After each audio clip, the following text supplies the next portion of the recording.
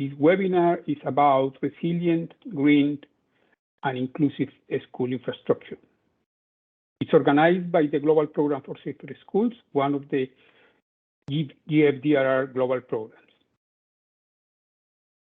In this webinar, we will address one of the main challenges to make safer, green, and inclusive schools. And we thought that by showing the case of one project in Central Asia, we could see how to prepare a comprehensive framework to apply the design of large-scale interventions.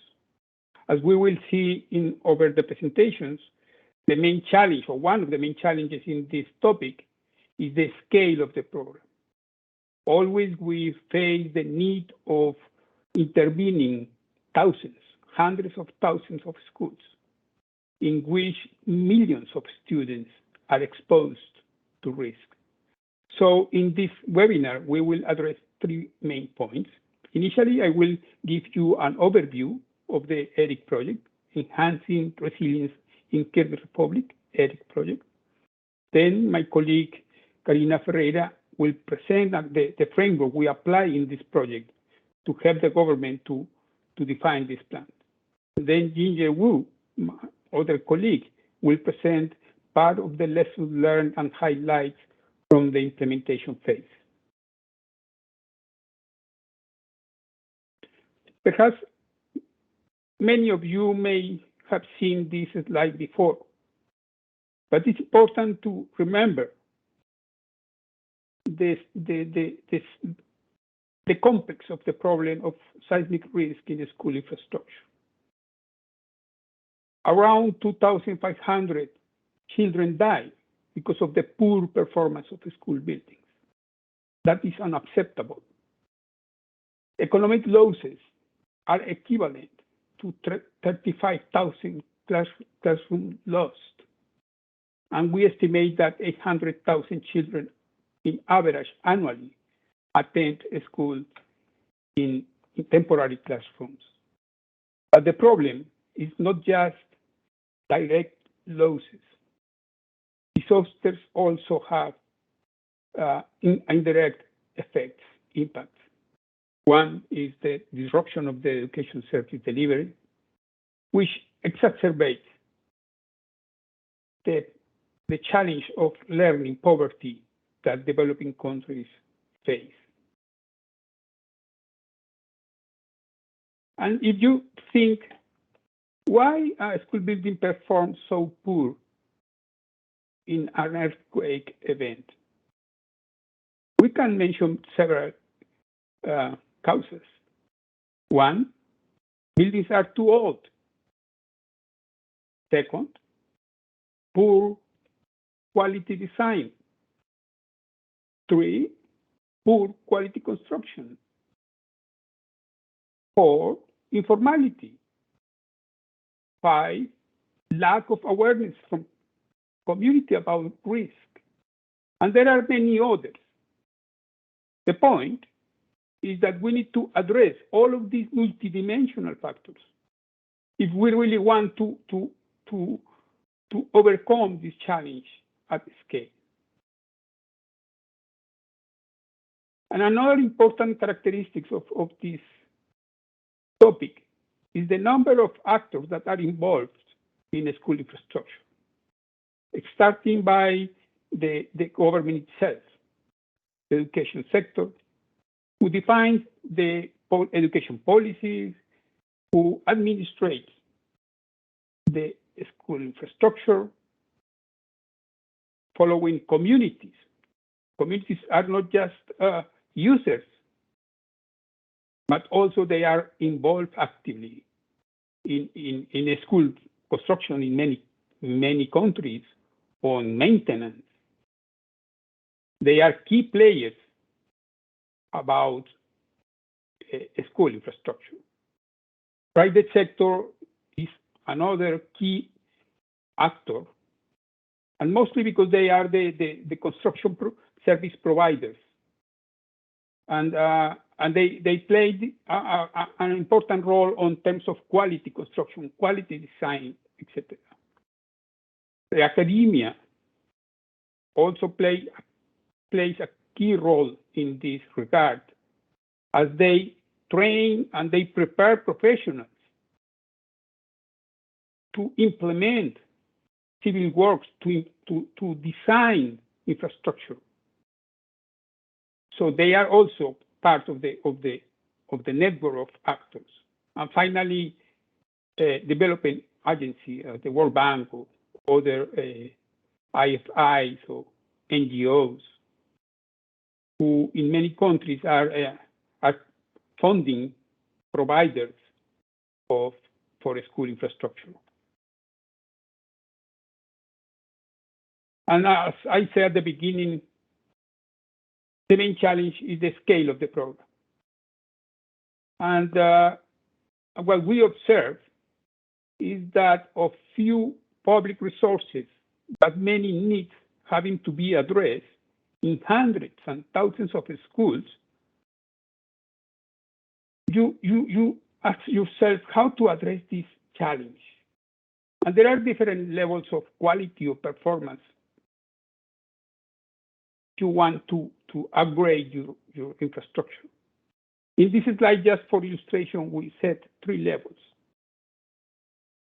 And in the first level, talking about structural performance, engineers have established several performance levels. One of them is life safety. At this level, it's supposed that the probability of death is very low. And in the other end, operational is the performance in which the school building is fully operational after the earthquake. Of course, you have choices here. If you opt your preferences for the level 1, you will spend less resources, less money.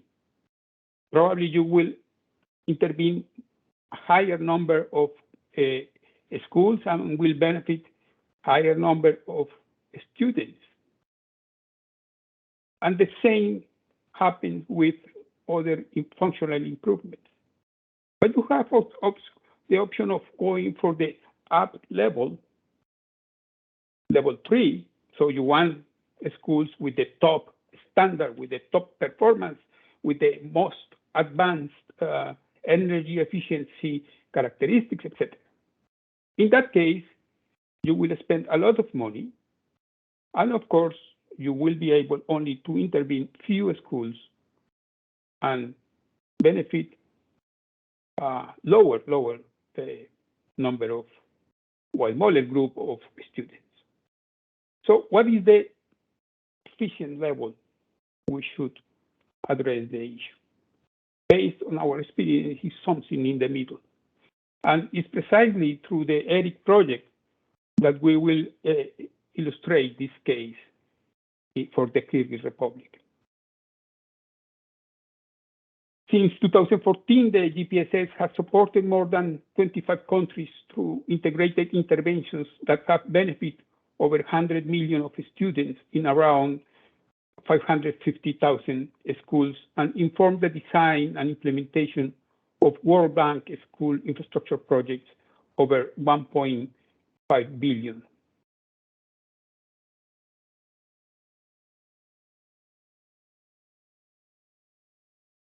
Let's focus now in the Kyrgyz Republic, and more specific in the country. This is the seismic hazard map of the country. As you can see, these red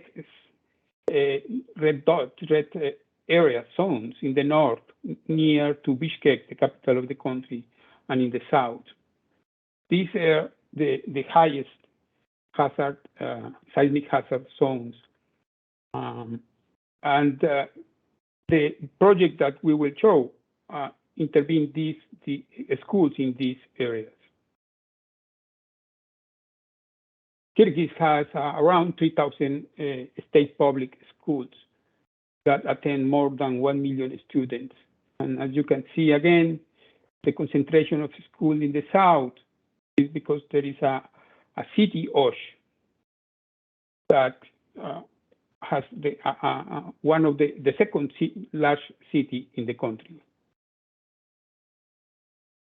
And so the government was already aware of the risk of the schools were exposed to, and had therefore established a state program on safer schools and preschools for 2015 to 2024. And the program set the principles and objectives. However, the government did not have a solid action plan to achieve those objectives. In the next presentation, Karina will explain how we have been helping the government to navigate this maze to reach safer schools objectives. Karina is a disaster risk management specialist. She is co-TTL of the Global Program for Safer Schools, and she will present the second part of the webinar. Karina, over to you. Thank you very much. And good morning, good afternoon, or good evening to all of you, wherever you are. So I'm going to tell you the story of preparation of the ERIC project.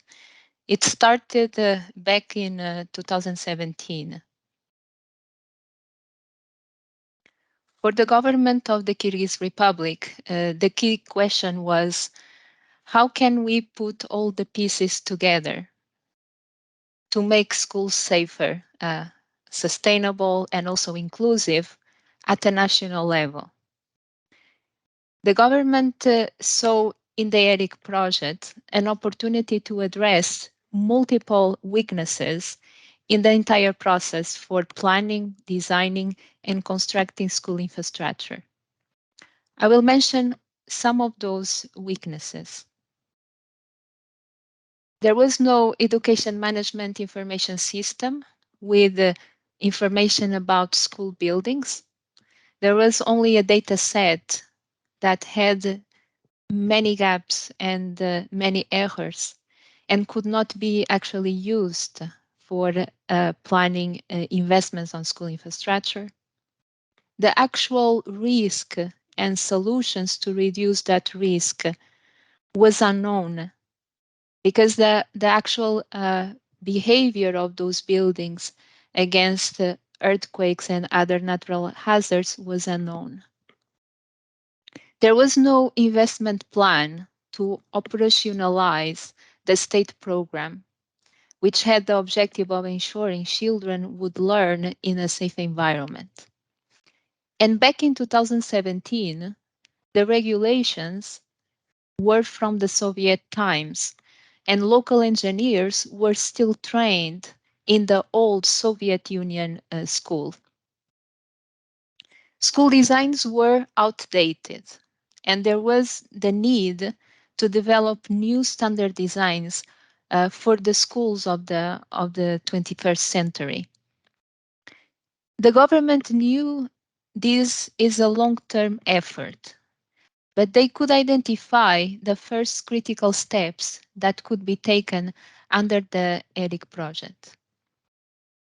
To tell you the story of ERIC, I will follow one of the global tools that has been developed by the global program. This tool is called the Roadmap for Safer and Resilient Schools. Because the approach in the roadmap is for projects like ERIC that are meant to serve as a platform to make schools more resilient, green, inclusive at large scale, this was the right tool that was needed in order to support the implementation of the ERIC project. So the GPSS has two essential toolkits to support governments addressing the problem of school safety: the roadmap and the global library of school infrastructure. In the Kyrgyz Republic, a comprehensive process of diagnosis, analysis, and planning was required, and the roadmap facilitated and guided that process step by step. It guided decision makers in this process. And the final output of this tool, of the roadmap, is an intervention strategy, an investment and implementation strategies that is basically a way for the country to address this problem of school safety at large scale. And the Global Library of School Infrastructure supports the implementation of these steps. It includes data collection tools, a taxonomy system to analyze large portfolios of school infrastructure, a catalog of building types with vulnerability information, and case studies about how different countries improved the resilience and condition of the school infrastructure. As Fernando said, the Kyrgyz Republic has more than 3,000 schools. The government knew that many of them were potentially unsafe and in poor condition. But the original ERIC project with $20 million could only finance 10 schools. So it was identified the need to apply a risk-based selection and prioritization approach because it was critical to have a transparent, risk-informed prioritization process. First, because the ERIC development objective was to improve safety, which means to select the schools where the project could protect the life and well-being of most children learning in unsafe schools. On the top of that, the risk of selecting schools based on political factors was high in a country where civil society has low trust in government institutions. So when the government started to collect data about existing schools and conduct risk assessments, they realized the size of the problem was huge, and there were many hundreds of schools that were at the highest or high levels of risk. So the Ministry of Finance requested additional financing, which allowed ERIC to finance interventions in a total of 40 schools. As it is explained in step 2 of the roadmap, the institutional and policy framework for school infrastructure needs to be well understood by bank teams in order to find the right institutional arrangement for an operation like ERIC. In this case, to implement a comprehensive approach for disaster risk management in the Kyrgyz Republic, it was important to ensure that the government would engage all relevant stakeholders. The bank had already a strong counterpart on disaster risk management in the Ministry of Emergency Situations. But it was important to engage the Ministry of Education, which establishes education policies, and also the State Agency for Architecture, Construction, Housing and Communal Services, which in Russian is known as the Gostroy, which is the government institution that develops technical regulations and implements large infrastructure projects in the Kyrgyz Republic. And it was also important to mobilize school communities. As Fernando said, local academia, universities, engineering, architecture students, the technical community, and the private sector, because there was also not a market in the Kyrgyz Republic for retrofitting of existing buildings. So while the project implementation unit of the ERIC project is based at the Ministry of Emergency Situations, the Ministry of Education and the GOSTROY also play a key role in the implementation of ERIC by approving the prioritization criteria, participating in the evaluation and selection of design and construction firms, and among other project decisions. At the time, this multi-agency institutional arrangement was considered for ERIC as inviable institutional arrangement. At the beginning, when the preparation started, it looked a too complex institutional arrangement for a project in a context like the Kyrgyz Republic. But later, it proved to be the right approach, the right institutional arrangement to be able to use this project as that platform to scale up safer schools beyond one single project. As step one of the roadmap specifies, a school infrastructure baseline was essential to plan a project like ERIC. This baseline consists of collecting data about the condition and capacity of existing school infrastructure and establishing a database of school facilities with a selected group of attributes. So the glossy includes a taxonomy to classify representative school building types. And with that approach from the global library, it was possible to identify what were the most representative school building types in the Kyrgyz Republic. Here you can see the existing school buildings mapped according to their building type.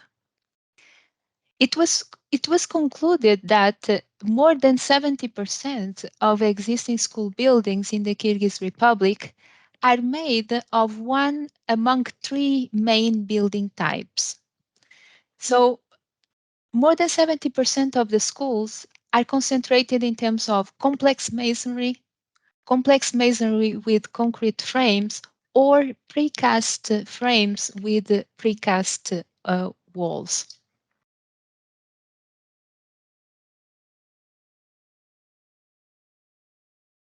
And as explained in step 3, construction environment of the roadmap, it is necessary in a project like ERIC to understand the regulatory framework, local construction management practices, and the overall context within which a school infrastructure is planned, is designed, is built, and is operated.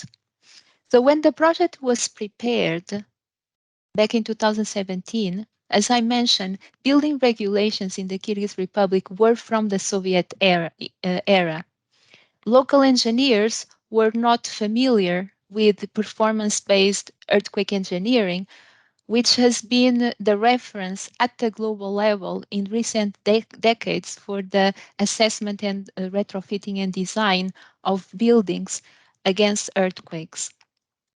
And as described in step 5 of the roadmap, which is the risk and resilience assessment, risk assessments enable the identification of different intervention options by quantifying the potential harm to children, damage, and losses to the infrastructure, and also to identify disruption of services, of educational services caused by those hazard events.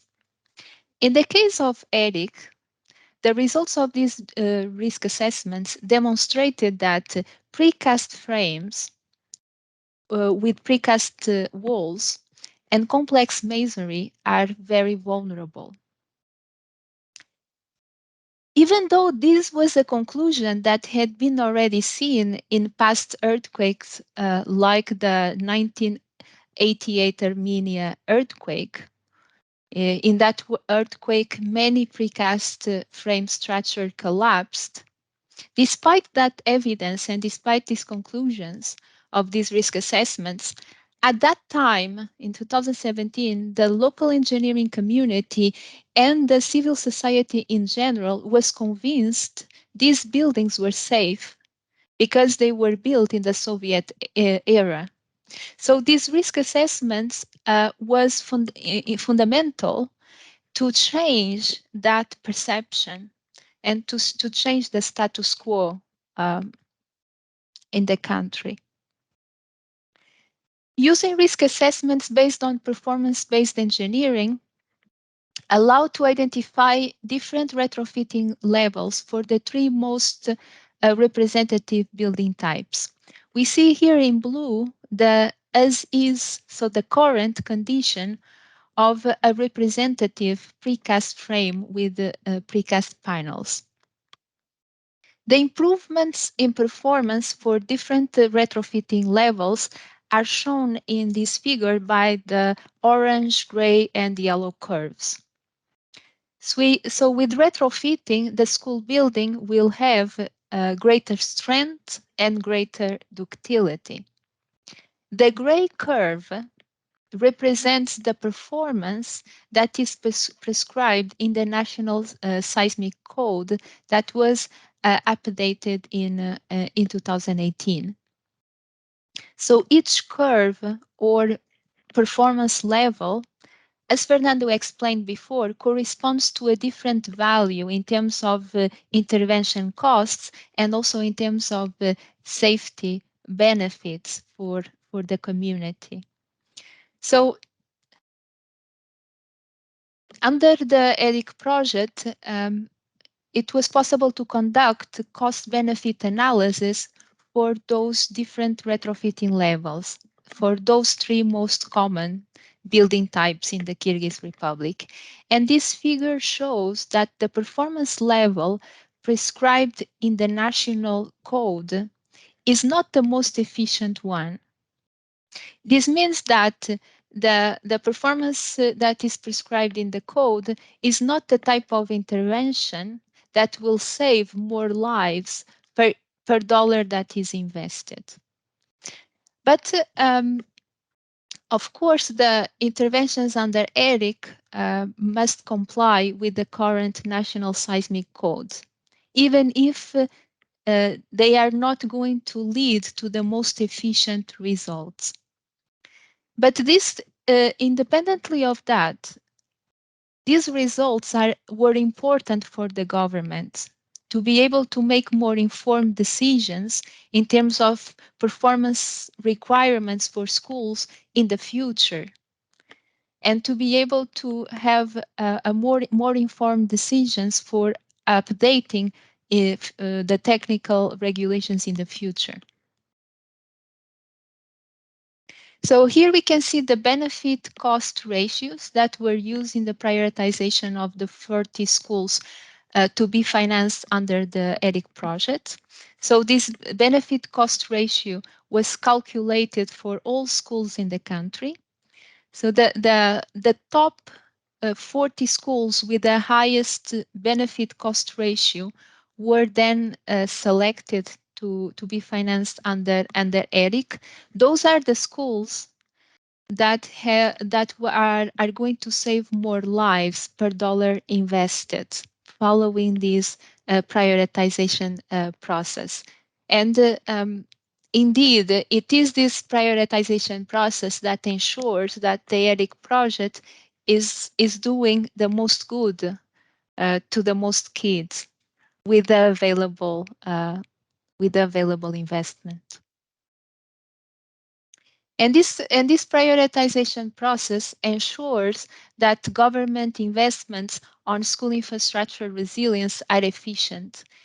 For instance, if we sort the 300 schools with the highest benefit cost ratio from the highest to the lowest risk, ranking them by the number of fatalities avoided after retrofitting, we can see that investing in the top 75 schools, which is equivalent to 24% of the total investment needed to improve the condition of all those 300 schools, results in a 71% reduction in terms of the in terms of the avoided fatalities.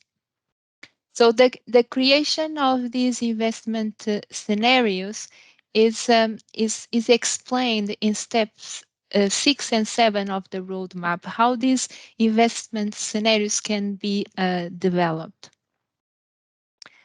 But safety is not enough for a good learning environment, and children need good toilets, natural light, fresh air, accessibility. So Eric wanted to promote integrated solutions, including improved safety, also better indoor toilet facilities. This was a huge problem in Central Asia.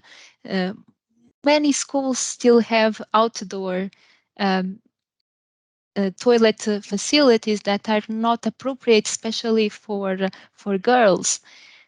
Also, Eric wanted to ensure that buildings were energetically more efficient with green energy sources. It is important for the country to remove the use of coal-based systems and ensure that those facilities are more resilient, are more inclusive to people with disabilities. Because of integration of safety and energy efficiency interventions, there are about 40% climate co-benefits in ERIC. And these type of interventions are scaled. If we consider these type of interventions to be applied in over 2,000 schools in the country, the government would be able to reduce up to 40% in energy expenses. And more importantly, they will be able to ensure that schools are warm and comfortable for students because the winters are very cold in the Kyrgyz Republic. The government also decided that schools where the total intervention costs were above 50% of the replacement costs should be replaced by new buildings. So under the ERIC project, many schools will need to be rebuilt. This presented to the government an opportunity to develop modern designs that can be replicated at large scale. For instance, they also analyzed the existing standard designs and they concluded that they were actually not safe because they were still based on those old technical regulations. Besides improving safety, water and sanitation, energy efficiency, these new designs are also opening an opportunity to improve learning environments in terms of organization of the spaces. And in parallel with all these activities, the ERIC project also focused on strengthening the capacity of these local technical institutions by training staff on performance-based engineering, including strengthening the capacity to implement the new seismic code that was approved in the late 2018. So in addition to all this progress that was made under ERIC to create that enabling environment to scale up safer schools, an indicator was included in the ERIC results framework for the development of a national school infrastructure plan. And these actions in blue on the slide are underway at this moment to develop this plan. So to finalize my presentation, as you can conclude, the preparation of the ERIC project went beyond what is a conventional project preparation. And this was possible thanks to technical assistance that was supported by GFDRR, by the Global Facility for Disaster Reduction and Recovery. And this project has been recognized in Central Asia as a model, providing strategic knowledge and experience also for other countries in Central Asia. I hope that the preparation of the ERIC project also inspires you to for your own work in the countries where you are working now. So I will now pass the word to Jinja. Jinja, who is she has a PhD in earthquake engineering. She's a consultant with the Global Program for Sacred Schools for the past 5 years, and she will talk about the actual implementation of the ERIC project. So over to you, Jinja. Thank you, Kalina.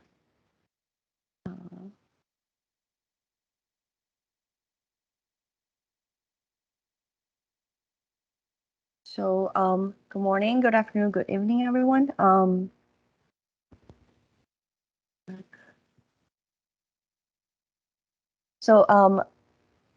Continue from Kalina's presentation about the preparation of the Enhancing Resilience in Kyrgyzstan project. I'm now going to share some challenges and lessons learned from the implementation side of the ERIC project. So currently under ERIC, we're supporting the government conduct feasibility studies of the initial prioritized 10 schools. And under additional financing, we're supporting the government in the procurement process of the feasibility study and detailed design for the selected additional 30 schools. And so far, we want to share the challenges and lessons learned we identified in three major aspects for implementing resilient, green, and inclusive school infrastructure. And the first aspect would be around the local institutional and technical capacity. And specifically, we learned that in the country, there's in general a lack of capacity to implement the new approach introduced. And under ERIC, the government actually was not able to identify a local firm with the adequate capacity to implement the new design approach and had to go with an international firm from Turkey. And secondly, there's in general a lack of capacity to collect, manage, and update school infrastructure data. So for the first point, as Kalina introduced before, there was a seismic code update in 2018, but despite that fact, the current building regulation still lack specific provisions to guide practitioners to avoid over-design on the strength capacity of the structure with significant lack of ductile capacity. And that will lead to dangerous brittle failure of school buildings in an earthquake.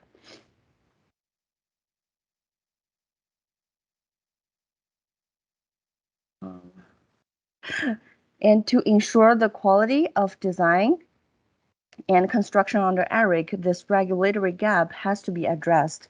However, another update to the regulation would take time, and the solution under ERIC was to develop a special design criteria that can be quickly approved per project. And we supported the state agency in the development, review, approval, and apply of the special design criteria under ERIC. And such criteria will then also serve as a reference to facilitate a future update to the national building regulations. And in parallel, we know that improving the local capacity is critical to ensure the special design criteria will be fully understood by local engineering community and over time to improve the design capacity in the country. And for that, not only trainings need to be conducted as we did in the project, but we also recognize the need to support the state institutes in practicing step-by-step example calculations to be able to actually understand the special design criteria and apply them in their practices.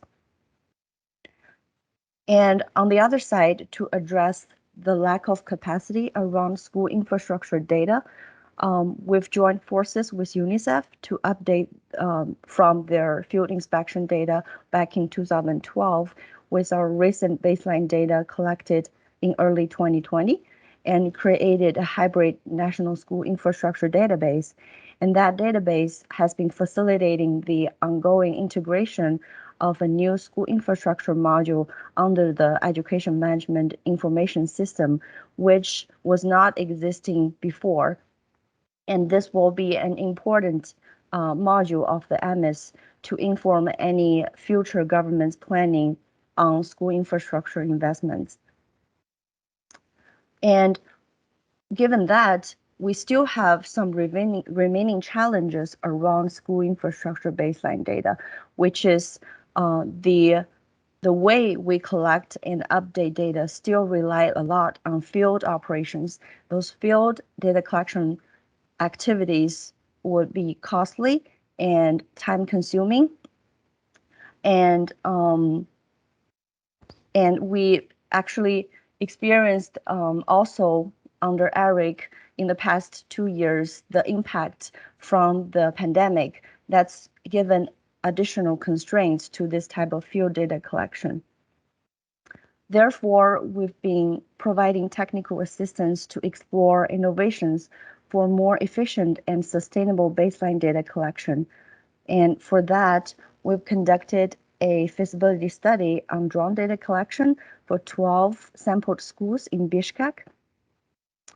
But due to the level of details needed to identify baseline vulnerabilities of school buildings, we really need high resolution imagery, and that governs the flying altitude of the drones to be around 50 meters, and that further lead to the requirement for the drone to be stay inside of the pilot for safety reasons. And this means that the pilot still need to travel to site. And therefore, we identified that the use of drone for school infrastructure baseline data collection, especially on those detailed vulnerability parameters, is still an expensive technology without much savings on time. So further, we've explored the use of freely available aerial imagery to conduct remote assessment on school building footprints. And built upon an existing AI model, we've developed a prototype to automatically extract school building footprints, which we can see a great potential to support much faster estimation of building intervention costs and reduce the needs for field measurements. Another parallel exploration we've been working on is to leverage AI models to classify baseline vulnerability parameters based on photos taken by mobile app, so that communities can be empowered to collect and update baseline data. And in the past, the field data collection was mostly paper-based, which takes a lot of time to digitize and very difficult to manage. And now we're using mobile app and online dashboard to enable a streamlined and efficient workflow in field data collection, quality control, and data management. And we foresee the future work that we need is to develop an AI-powered process so that the community can use the mobile app to collect vulnerability parameters themselves to update the baseline. And this will allow the government to have a more sustainable and efficient framework to update and manage school infrastructure baseline from perhaps one school per day in the old days to the evaluation of thousands of schools per day with community-driven data collection approach. So next, let's talk about some challenges and lessons learned under ERIC around community engagement and awareness. And for that specifically, we identified that in the country there was a lack of engagement and transparency in government decision-making process. And also there's a lack of community awareness of seismic risks in their schools. For example, as Kalina mentioned before, the precast frame school buildings are very vulnerable, but they are usually very large schools and a legacy from the Soviet Union time. Therefore, this type of schools usually receive capital repair, and that's consist mostly about cosmetic repairs more frequently than other type of schools, so that the school appear to be in better condition to the local community. However, what we identify through risk assessment is that the precast frame schools are actually the most vulnerable building type in the country and are likely to collapse in a future earthquake. But this information was not was not known by the local community, and that would lead to conditions that if the government select to intervene a precast frame school, there could be questions arises from the community about why select this school instead of other worse looking schools.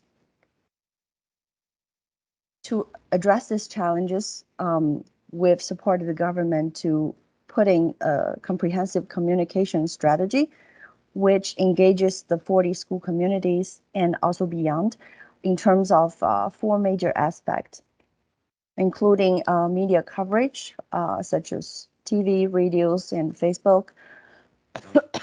And also the second major aspect is to putting direct communication channels, including WhatsApp group with school communities, school committees, and the Facebook page for the project, and also put in complaint boxes in schools.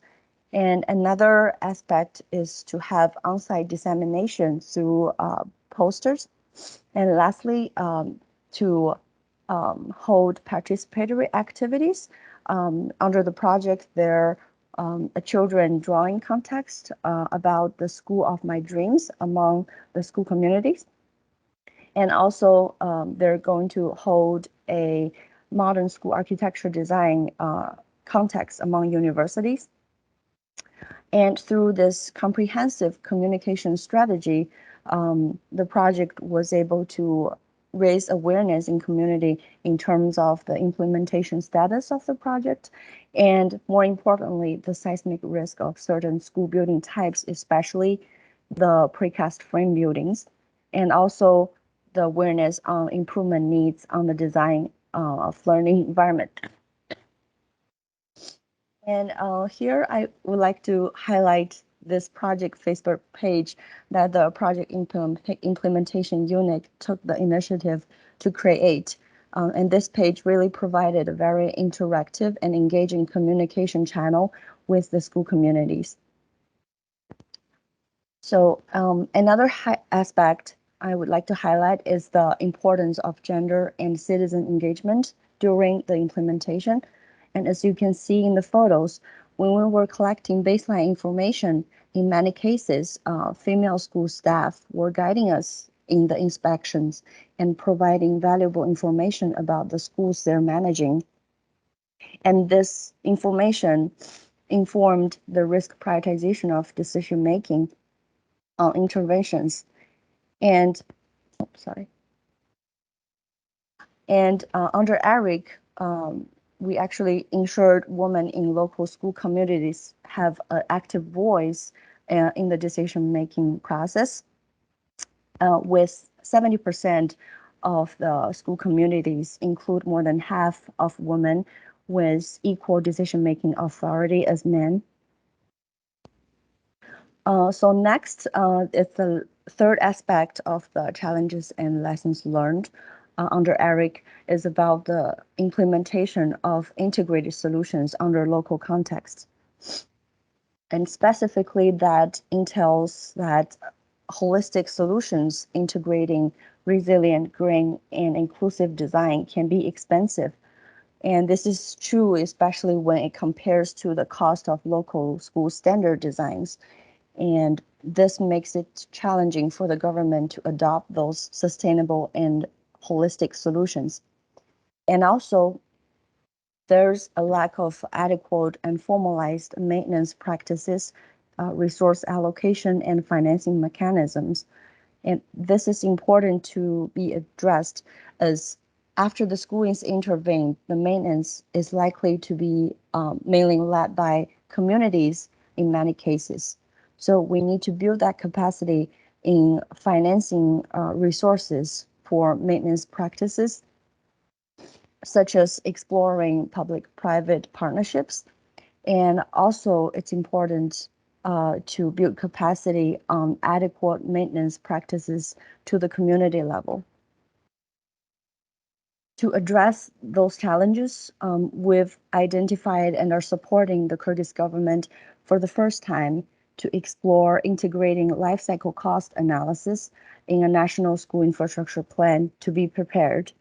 And this approach will help the government to not only look at upfront investment, but also taking into account the recurring costs during the whole life cycle of the school, including the recurring costs on energy consumption, water usage, operation, maintenance, and repair, and very importantly, on carbon emissions. And accordingly, the government will then also be able to understand the long-term benefits of integrated and holistic solutions.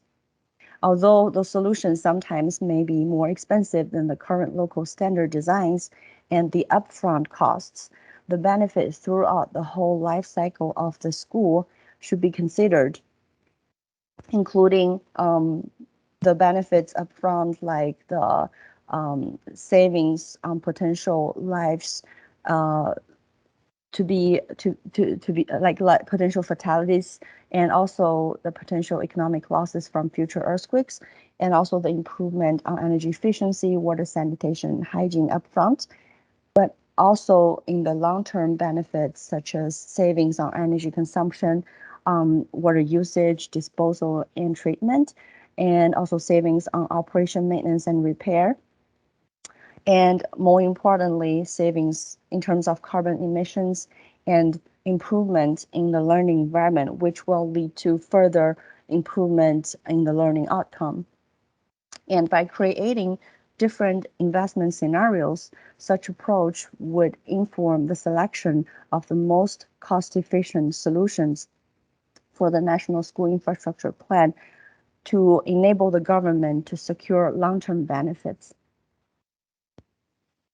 With that, that concludes my presentation, and I'll give the word back to Fernando. Thank you, Gigi. Thank you, Karina, for the presentations. In the remaining minutes, I would like to open the floor to questions, comments on these presentations.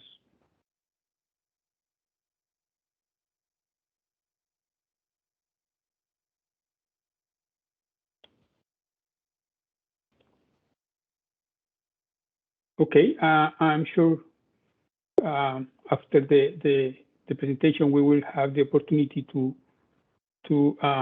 interact with colleagues on specific questions on these topics.